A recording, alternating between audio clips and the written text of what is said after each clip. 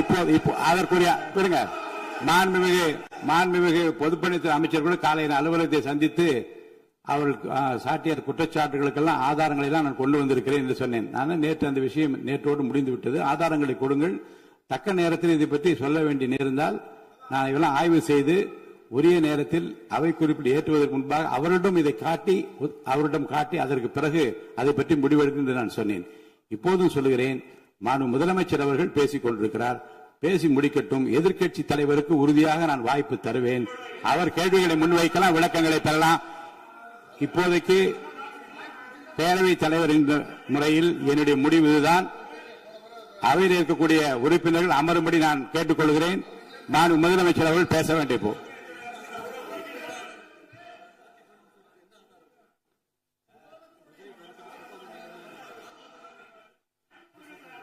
மாண்புமிகு இருங்க. அதை முன்னவர் பேரவைத் தலைவர் அவர்களே, நேற்றைய தினம் நீங்கள் முழுமையாக பேசினீர்கள். உங்கள் பேச்சுக்கள் எப்படி இருந்தது என்பதும் நாடறியும். இருந்தாலும் கூட நாங்கள் அமைதியாக இருந்தோம். இல்ல நீங்க இருங்க, ஒவ்வொரு வார்த்தைக்கு இருங்க. நீங்க மின்வெட்டையில நீங்க சொன்னீங்க, உங்களுடைய முன்னாள் அமைச்சர் ஆற்காடு வீராசாமி இருக்கிற போது மின்வெட்டால் தான் நாங்கள் ஆட்சியே மாறியது என்றெல்லாம் சொன்ன கதையெல்லாம் இருக்கு. அதெல்லாம் சொன்னோம்னாங்க, நாங்களே அமைதியா இருந்தோம். அதுக்கு அங்கே தயவு செய்து எதிர்கட்சி தலைவருக்கு வாய்ப்பளிக்கிறார்கள். அந்த வாய்ப்பை நீங்கள் அவர் முதலமைச்சர் பேசுவதற்கு பிறகு பேசினால் அழகாக இருக்கும். அதை முன்னர் பள்ளி கல்வித்துறை அமைச்சர் மாண்புமிகு பேரவைத் தலைவர் அவர்களே, அவர் ஒரே ஒரு வார்த்தையை தான் சொன்னார். பார்ட்டி ஃபண்ட் என்ற வார்த்தையை கேட்டு எதிர்க்கட்சி நண்பர்கள் கோபப்படுகிறார்கள். ஆனால் அதன் மீது உங்களுக்கு பாயிண்ட் ஆஃப் ஆர்டர் தருவதாகவும் நீங்கள் சட்டப்பேரவைத் தலைவர் சொல்கிறீர்கள். நேற்றைய தினம் இதே போல வெற்றி தலைவர் அவர்களினுடைய வழிகாட்டில் வளர்ந்த நாங்கள் சகிப்புத்தன்மையோடு அவர்கள் பல வார்த்தைகள் சொன்னார்கள். புதிதாக சோஃபா மாடல் என்றார்கள், குதிரை பேரம் என்றார்கள், எத்தனையோ வார்த்தைகள் சொன்ன போது சகிப்புத்தன்மையோடு அதை கேட்டு பொறுமையாக இருந்தோம். இவர்கள் குதிரை பேரம் எல்லாம் அவைக்குள் நீக்கப்பட்டு விட்டது. சரி, சோஃபா மாடல் என்று சொன்னார்கள்.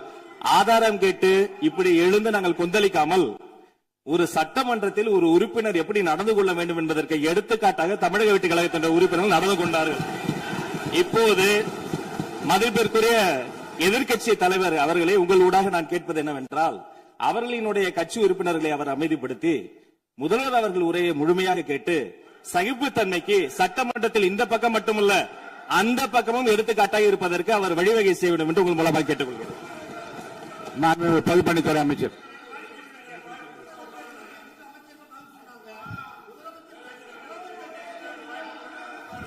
மாண்புமிகு பேரவைத் தலைவர் அவர்களே, திராவிட முன்னேற்ற கழகம் முதல் நாளில் இந்த சபையுடைய மரபையும் பாரம்பரியத்தை பற்றியும் நமக்கு வகுப்பெடுத்தார்கள். அந்த மரபுப்படி எங்களுடைய தலைவருடைய வழியில் இந்த சட்டசபையுடைய நிகழ்வுகளில் நாங்கள் கலந்து கொண்டிருக்கிறோம். நேற்று எதிர்க்கட்சி தலைவர் பேசும்பொழுது எவ்வளவோ வார்த்தைகள் உண்மைக்கு புறம்பாக சட்டத்திற்கு எதிராக ஒரே நிமிஷம் பேசுறேன். சட்டத்திற்காக பேசும் பொழுது நாங்கள் அமைதியாக இருந்தோம். ஒரு 2-3 முறை தான் அவரு பேசும்போது மினிஸ்டர்கள் நின்னாங்க. ஆனா இன்னைக்கு மாண்புமிகு முதலமைச்சருடைய முதல் உரை, கடந்த 4 நாட்களாக திராவிட முன்னேற்ற கழகம் முதலமைச்சர் ஏன் பேசலன்னு சொல்லிட்டே இருந்தாங்க. இன்னைக்கு பேச ஆரம்பிச்ச உடனே அவர் சொன்ன வார்த்தை பார்ட்டி ஃபண்ட் சொன்னார். எந்த பார்ட்டின்னு சொல்ல. ஆனா அந்த வார்த்தைகள் சொல்லி முடிஞ்ச உடனே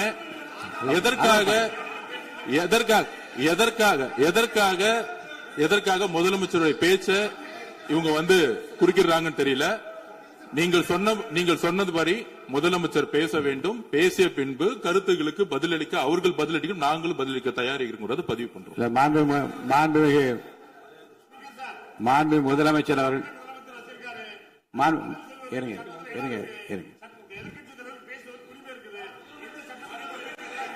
உட்காருங்க. மாண்புமிகு அது முன்னவர் மரபு இருக்கிறது, எப்போது வேணும் பாயிண்ட் ஆஃப் ஆர்டர் இருக்கலாம். இருந்தாலும் கூட நீங்க அந்த மரபை நீங்க கடைபிடித்தீங்களா உங்க ஆட்சியில? நீங்க முன்னவர் முன்பு எப்படி நடந்தால் என்பதை பற்றியோ முன்பு நடந்த நிகழ்வுகள் பற்றியோ நீங்கள் சொல்லி மீண்டும் இந்த அவையினுடைய மாண்பை குறைக்க வேண்டாம் என்று நான் கேட்டுக்கொள்ள வேண்டாம். இப்போது உள்ள பிரச்சனை மாண்பு முதலமைச்சர் அவர்கள் தன்னுடைய பேச்சை உறுதி செய்து முடிக்க வேண்டும். அவர் முடித்த பிறகு எதிர்க்கட்சி தலைவருக்கு நான் நிச்சயமாக வாய்ப்பு தருவேன். அவர் கேள்வி கணக்குகளை தொடுக்கலாம், சந்தேகங்களை கேட்கலாம், விளக்கம் தருவதற்கு மாண்பு முதலமைச்சர் அவர்கள் தயாராக இருக்கின்ற அமைதியாக என்னை அமரும்படி நான் கேட்டுக்கொள்கிறேன். இப்ப நான் அனுமதிக்க முடியாது. மாண்பு முதலமைச்சர் உரையை தொடரலாம்.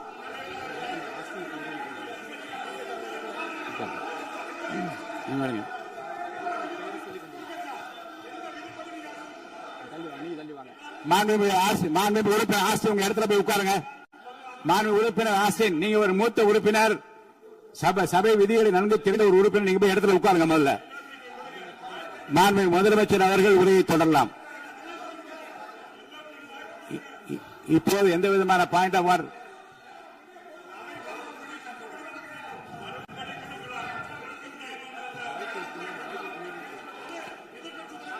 நான் வாய்ப்பு இல்லை என்று சொன்னால் நீ எழுந்து நிற்பதிலே நியாயம் இருக்கிறது. உட்காருங்க.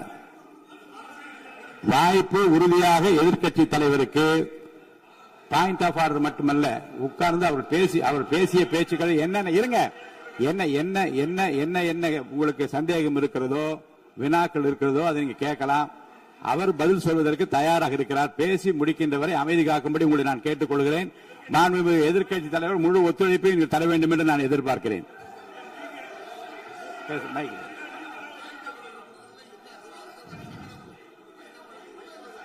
மைக் கொடுங்க.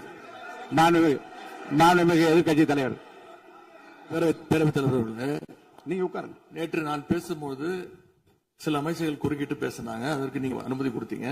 அதே மாதிரி இன்னைக்கு முதலமைச்சர் பேசும்போது சில வார்த்தைகள், தவறான வார்த்தைகள் பேசுறாரு. அவர் பார்ட்டி ஃபண்ட் அப்படின்னு சொல்லியிருக்கிறாரு.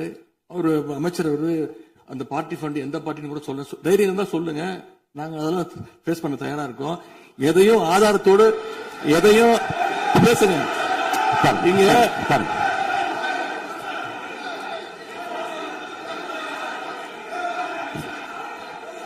அது மாதிரி பேரவைத் தலைவர் அவர்களே, நேற்று நான் பேசி முடிஞ்சோடனே நீங்க அவை முடிஞ்சிருச்சுன்னு சொல்லிட்டீங்க. நாங்கெல்லாம் வீட்டுக்கு போயிட்டோம். வீட்டுக்கு போய் டிவி போட்டு பார்த்தா அங்க இன்னொரு அமைச்சர் இன்னும் பதில் சொல்லிட்டே இருந்திருக்கிறாரு. அதற்கெல்லாம் நாங்க இப்ப என்ன பதில் இது, என்ன மரபு இது? நீங்க இப்ப பேசிக்கிட்டே இருப்பீங்களா? நாங்க பாத்துக்கிட்டே இருக்கணுமா? அதே மாதிரி இன்னைக்கு முதலமைச்சர் அவர்கள் பேசும்போது நாங்களும் அமைதியா கேட்டுட்டு தான் இருந்தோம். ஆனா சில கருத்துக்கள் அவர் பேசும்போது அதை நாங்க அனுமதிக்க முடியாது. ஆதாரத்தோடு ஏதாவது பேசணும்னா, குற்றச்சாட்டுகள் சொல்லும் போது ஆதாரத்தோடு சொன்னீங்கன்னா அதை நாங்க ப்ரூவ் பண்றதுக்கு தயாராக இருக்கு. மாண்புமிகு உறுப்பினர் அவர்கள் இருங்க. நேற்று மாண்புமிகு எதிர்க்கட்சி தலைவர்கள் பேசியதும் மாண்புமிகு பொதுப்பணித் தலைவர்கள் பேசியதும் ஆதாரம் இல்லாமல் பேசக்கூடாது என்று நான் சொன்னேன். ஆய்வு செய்து நீக்கப்பட வேண்டியது நீக்கும் என்று சொன்னேன். இப்போது மாண்புமிகு முதல்வர் அவர்கள் பேசி முடிக்கட்டும். நீங்கள் கூறிய கருத்துப்படி அதில் ஆதாரங்கள் இல்லாத குறிப்பாக இருந்தால் அது நீக்குவதற்குரிய உரிமை எனக்கு இருக்கிறது. ஆய்வு செய்து நான் நடவடிக்கை எடுப்பேன். இப்போது மாண்புமிகு முதலமைச்சர் அவர்கள் பேசலாம். இந்த டாஸ்மாக் மாதிரியே பல டிபார்ட்மெண்ட்லயும், மறுபடியும் சொல்றேன், கட்சி நிதின்ற பேர்ல அடிச்ச கொள்ளைய ஒன்னா கவர்மெண்டோட கஜானாக்குள்ளேயே கொண்டு சேர்த்துக்கிட்டே இருக்கிறாங்க. இப்பவும் சொல்றேன், மக்கள் பணத்துல இருந்து ஒரு பைசா கூட தொடமாட்டோம், தொடவும் விடமாட்டோம், தொட்டா விடமாட்டோம். இதுக்கு முன்னாடி தொட்டவங்களையும் விடமாட்டோம்.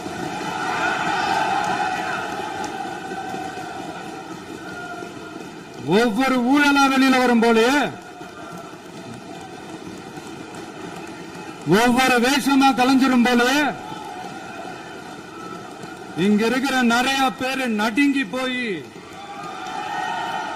இதுல நம்ம மேல அவதூறு வேற. இப்ப புதுசா ஒரு வெப்பன் ஒண்ணு கொண்டு வந்திருக்காங்க. அது என்ன தெரியுமா? அவங்க தயவால தான் நம்ம ஆட்சி நடக்குதாம். மக்கள் தயவால இந்த ஆட்சி நடந்துகிட்டு இருக்கு. மனசாட்சி உள்ள சக்திகளோட ஆதரவால இந்த ஆட்சி நடந்துகிட்டு இருக்கு. நாங்க தான் அனுப்பி வச்சோம் அப்படின்றாங்களே. அனுப்பி வச்சவங்களுக்கு மினிஸ்ட்ரியில இடம் கொடுத்தா ஏன் கதறீங்க? ஏன் இவ்வளவு கோபம்? ஏன் இவ்வளவு கதறல்? இதுல இன்னொரு முக்கியமான விஷயம், மார்க்சிஸ்ட் கம்யூனிஸ்ட் கட்சி நமக்கு ஆதரவு கொடுத்தது சுயேட்சையா எடுத்த முடிவுன்னு சொல்றாங்க. அதே மாதிரி இந்திய கம்யூனிஸ்ட் கட்சி நமக்கு ஆதரவு கொடுத்தது சுயேட்சையா எடுத்த முடிவுன்னு சொல்றாங்க. இதுல எங்க இருந்து நாங்க தான் அனுப்பி வச்சோம்னா புரியலையே. மக்களுக்கு நல்லா புரியும், எல்லாத்தையும் தெளிவா பார்த்துக்கிட்டு இருக்கிறாங்க.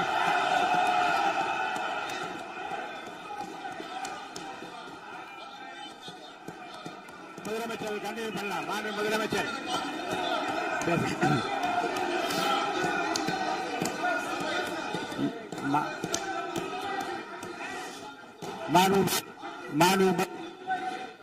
மாண்பு முதலமைச்சர் கண்டினியூ பண்ணலாம்.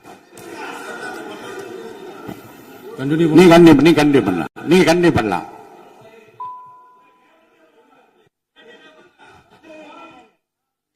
இந்த சமூக நீதி அரசுன்னு சொல்றவங்களை பார்த்து கேக்குறேன், நம்ம பட்டியலின சகோதரர்களுக்கு எத்தனை அமைச்சர் பதவி கொடுத்தீங்கன்னு கொஞ்சம் சொல்ல முடியுமா?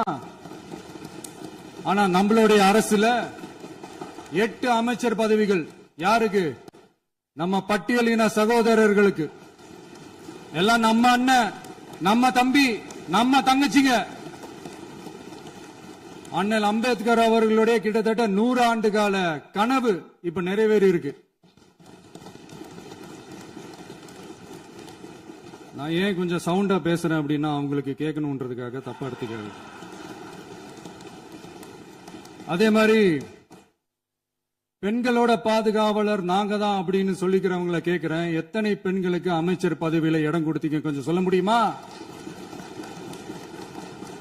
எங்க அரசுல 4 சகோதரிகளுக்கு அமைச்சர் பதவி கொடுத்திருக்கிறோம்.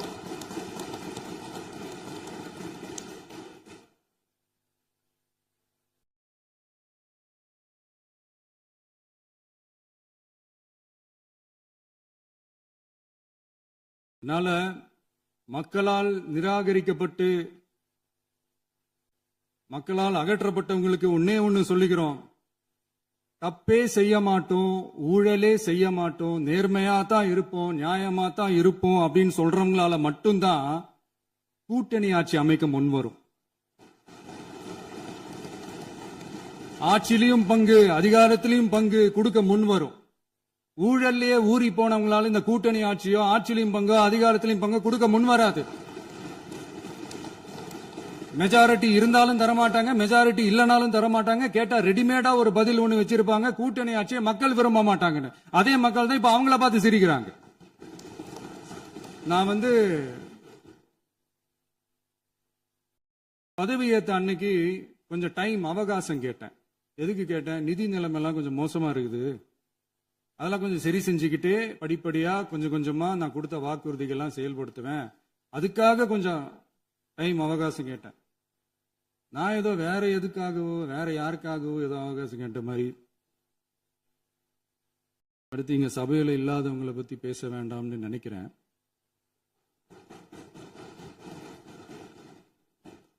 இங்க நம்மளை பத்தி அவதூறு பரப்புறதோட மட்டும் இல்லாம இப்ப நம்ம மக்கள் மேலேயும் அவதூறு பரப்ப ஆரம்பிச்சுட்டாங்க. மக்கள் நமக்கு ஓட்டு போட்டது தப்பான், குடும்பமா நமக்கு ஆதரிச்சது தப்பான். இது இப்ப இல்ல, நான் சொல்றது எம்ஜிஆர் அவர்கள் காலத்திலிருந்தே. அப்பவே அவர் ஜெயிச்சப்போ அதே மக்களை தப்பா பேசுறது. மக்கள் என்ன பண்ணிட்டாங்க, எம்ஜிஆர் என்ன பண்ணிட்டாரு, எம்ஜிஆர் என்ன இது பண்ணிட்டாரு. 50 வருஷமா ஒரே டெக்னிக்கா.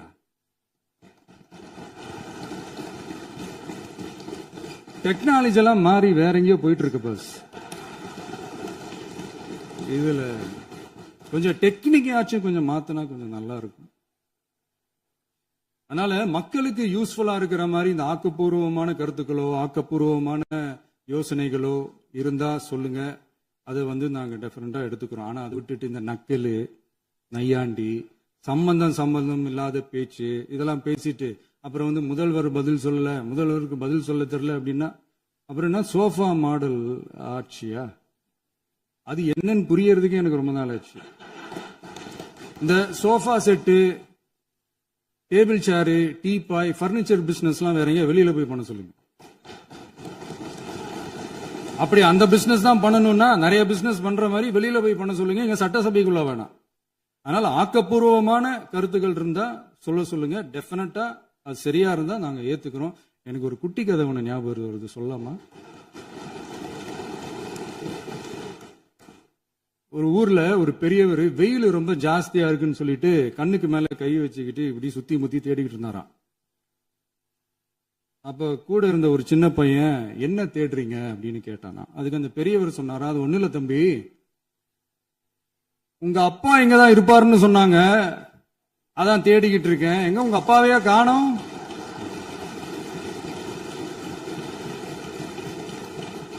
இல்ல, அந்த எங்களுக்கும் நக்கலா நையாண்டியா சம்பந்தம் இல்லாத குட்டி கதை இதெல்லாம் எங்களுக்கும் பேச தெரியும். அந்த கதையில பெரியவர் அப்படி சொன்னாராம், தப்பா எடுத்துக்காதீங்க. அந்த கதையில பெரியவர் அப்படி கேட்டாராம். அதனால யாரும் இங்க டென்ஷன் ஆக வேணாம். அதனால இன்னொரு, இந்த என்னுடைய உரையை முடிக்கிறதுக்கு முன்னாடி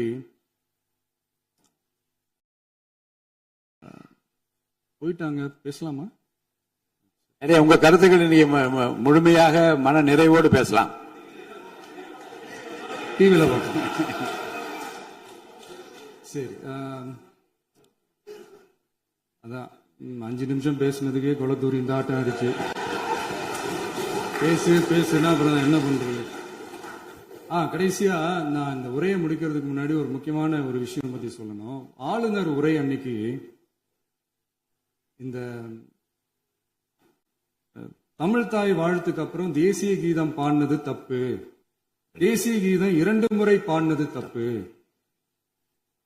அப்படி ஒரு நிகழ்வு இதுக்கு முன்னாடி இந்த சட்டசபையில நடந்ததே கிடையாது, அந்த மரபே மாத்திட்டீங்க, இப்படி ஒரு பெரிய ஒரு போர் மாதிரி எதிர்கட்சியை சார்ந்தவங்க எல்லாம் சொன்னாங்க இல்லையா?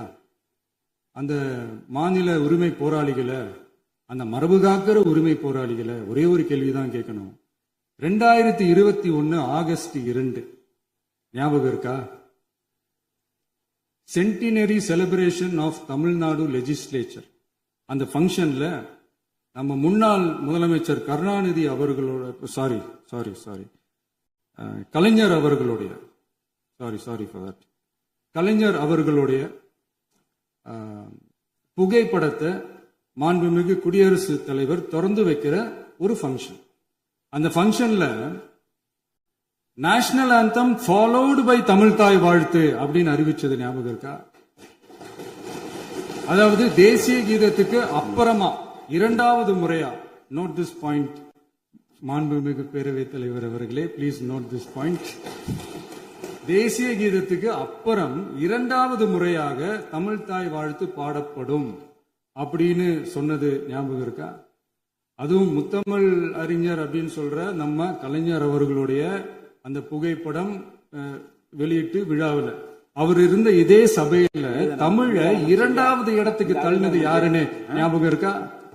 அது மட்டும் இல்ல, அந்த தேசிய கீதத்தை நாட்டுப்பண் நேஷனல் ஆந்தம்னு சொல்லி அதே பங்கன்ல கடைசியா பங்கன் முடியும் போது செகண்ட் டைம் தேசிய கீதம் பாடினதும் ஞாபகம் இருக்கா? இதே அவையில் தான், அது அவை குறிப்பிலும் இருக்கிறது, இதே அவையில் தான் நடைபெற்றது.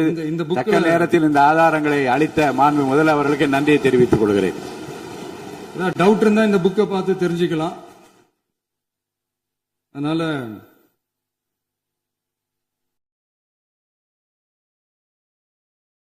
கேட்டா என்ன சொல்லுவாங்கன்னா, அது ஜனாதிபதி கலந்துகிட்ட பங்கன், அதெல்லாம் அப்படிதான், அதெல்லாம் கண்டுக்க கூடாது அப்படின்னு சொல்லுவாங்க. இதே மாதிரிதான் பேசுறது ஒண்ணு, செய்யறது ஒண்ணு, பேசுறது ஒண்ணு. இதெல்லாம் மக்கள் பார்த்துக்கிட்டு இருக்காங்க. எலெக்ஷனுக்கு முன்னாடி தான் அப்படி செஞ்சுக்கிட்டு இருந்தாங்க, இப்ப எலெக்ஷனுக்கு அப்புறம் அதே தான் செய்யறாங்க. இந்த விஜயையும் சாமானியர்களின் உண்மையான சமூக நீதி அரசையும் அவமானப்படுத்துறதுக்கு தான் அவங்களோட அந்த பொலிட்டிக்கல் சீனியாரிட்டி அது பயன்படுத்துது போல. சரி, செய்யட்டும், நல்லா செய்யட்டும். இப்போ ஆனாலும் நம்மளுடைய மாநில உரிமை, மொழி உரிமை, உத்தமபுத்திரர் போல வேஷம் போடுற எதிர்க்கட்சிக்கு ஒன்றை மட்டும் ஆணித்தரமாக சொல்றோம். உங்களை மாதிரி தமிழ்னு சொல்லிக்கிட்டு, மொழி, பண்பாடு, கலாச்சாரம்னு சொல்லிக்கிட்டு ரெட்டை வேஷம் போடுறவங்க நாங்க கிடையாது. உலகெங்கும் வாழும் என் தமிழ் சொந்தங்களுக்கு நம்முடைய உத்தரவாதம் தமிழ் தான் எங்க உயிர் நாடி அப்படின்றத மறக்க மாட்டோம். இப்பவும் சொல்றோம், மாநில உரிமையில எப்பவும் உறுதியா இருப்போம். அதே சமயத்துல அரசியல் வேற, ஒன்றிய மாநில அரசுகளுக்கு இடையே இருக்கிற நிர்வாக அணுகுமுறை வேற. இதுல நாங்க ரொம்ப தெளிவா இருக்கிறோம். அதனால எங்களுக்கு பாடம் எடுக்கிறதா நினைச்சுக்கிட்டு உங்க வேஷத்தை நீங்களே கொஞ்சம் கொஞ்சமா கலைச்சுக்கிட்டே வர்றீங்க, மறந்துடாதீங்க. அப்புறம் நேத்து எதிர்கட்சி தலைவர், மாண்புமிகு எதிர்கட்சி தலைவர் பேசும்போது நிறைய பேசினாங்க. அதுல ஒண்ணு மட்டும் அரசு சொல்றதா நினைச்சுக்கிட்டு நம்மளை இன்டைரக்டா ஈவில் அப்படின்ற அந்த வார்த்தையை யூஸ் பண்ணாங்க. எனக்கு ஒண்ணுதான் சொல்லணும்னு தோணுது. ஈவில்ஸ்னு டெவில்ஸ் பேசக்கூடாது.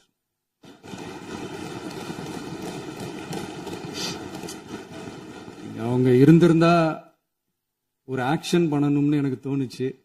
எல்லாரும் போயிட்டாங்க. இல்ல, பர்மிஷன் பண்ணலாமா? இப்பவும் பண்ணலாம், ஒண்ணும் தப்பு இல்ல.